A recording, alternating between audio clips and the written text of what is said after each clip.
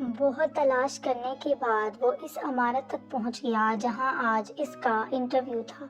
وہ گھر سے نکلتے ہوئے سوچ رہا تھا کہ اے کاش آج اللہ میاں مجھے انٹرویو میں کامیاب کر دے۔ اگر کامیاب ہو گیا تو فوراً اپنے والدین کے گھر کو چھوڑ کر آفس کے نزدیک ہی کرائے پر رہنے لگوں گا۔ والدین کی روزانہ ڈانٹ پھٹکار سے اور روک ٹوک سے تو جان چھوٹے گی۔ میں تو بیزار ہو گیا ہوں ان باتوں سے۔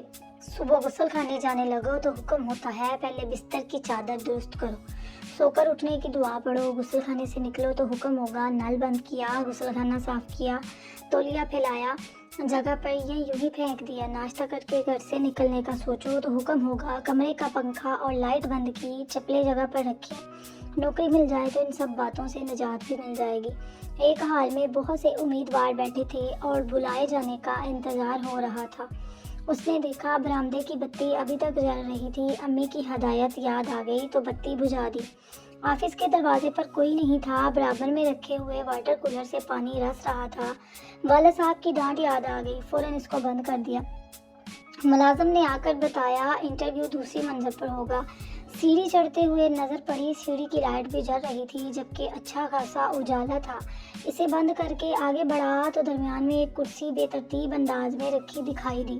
اسے کرینے سے ایک طرف رکھ کر اوپر گیا تو دیکھا کہ پہلے سے موجود امیدوار اندر جاتے ہیں اور فوراً واپس بھی آ جاتے ہیں۔ میں نے دل میں سوچا کہ کہیں یہ انٹرویو خانہ پر ہی تو نہیں۔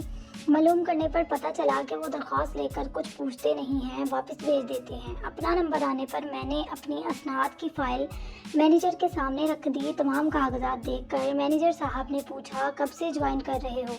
ان کے سوال پر مجھے یوں لگا جیسے میرے ساتھ کوئی مذاق کیا جا رہا ہے۔ مینیجر نے محسوس کر لیا اور کہا یہ اپریل فول نہیں حقیقت ہے۔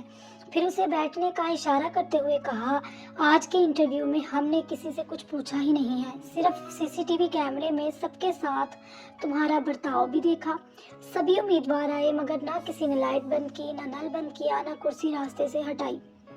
مبارکباد کے مستحق ہیں تمہارے والدین جنہوں نے تمہیں تمیز اور تہذیب سکھائی ہے، جس کا طور طریقہ مہذب نہیں، وہ چاہے جتنا ہوشیار اور چالاک ہو، نظم و ضبط کے بغیر وہ زندگی کی دوڑ میں پوری طرح کامیاب نہیں ہو سکتا۔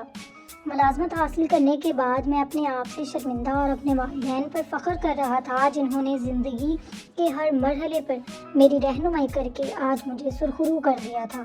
میں نے پوری طرح طے کر لیا تھا کہ گھر پہنچتے ہی اپنی امی ابو سے معافی مانگ کر انہیں بتاؤں گا کہ آج اپنی زندگی کے پہلے امتحان میں ان کی چھوٹی چھوٹی باتوں پر روکنے ٹوکنے اور تربیت کی وجہ سے کامیاب ہوا ہوں۔